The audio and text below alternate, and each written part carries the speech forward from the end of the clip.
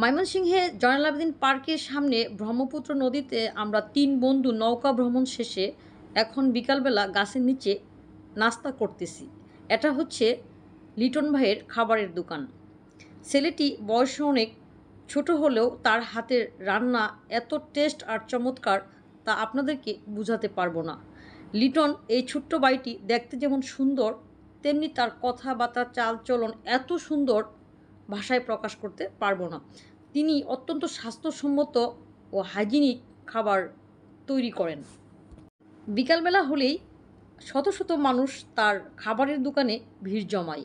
তার একটা সুনাম রয়েছে। আমার মনে হয় এই ছোট্ট ভাইটি ঢাকায় আগে কোথাও নামিদামি হোটেলে খাবার বানাতেন। এর জন্য তার খাবারের চাহিদা রয়েছে সারা ময়মনসিংহ জুড়ে।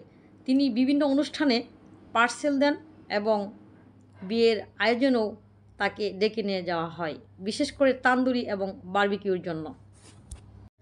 আর দামের কথা যদি বলা হয় তাহলে আপনি ১৫০ টাকার মধ্যেই বারবিকিউ বা তান্দুরি খেতে পারবেন। আর সাথে লুচি খেতে হলে আপনাকে ইচ্ছা মতো নিতে হবে, তাহলে খাবারটা আরও মজাদার হবে। আমি দীর্ঘদিন থেকে তার কাছে আসি, বিকেলবেলা হলে মাঝে মাঝে খাবার খেয়ে যাই এবং পার্সেলও নিয়ে যাই বাসায়।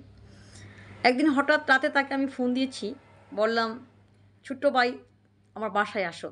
তিনি এসেছিলেন। বলছি, তুমি কত টাকা বেতন পাও? তো উনি বলেছিলেন যে আপু ৩০,০০০ টাকা। তখন আমি বলেছিলাম আমি তোমাকে ৪০,০০০ টাকা বেতন দিব। এরকম একটা রেস্টুরেন্ট করে দাও আমাকে, খোলা আকাশের নিচে, গাছের নিচে, মানুষ খেয়ে যেন অনেক শান্তি পায়। তখন তিনি আমার উত্তর দিয়েছিলেন যে আপু আমি তো ৫ বছরের জন্য এখানে বুকিং হয়ে গেছি, আসতে পারবো না, আপনাকে একটা ভালো বাবুর্চি দিব। এই ছিল তার বক্তব্য। ধন্যবাদ, ভালো থাকুন সবাই।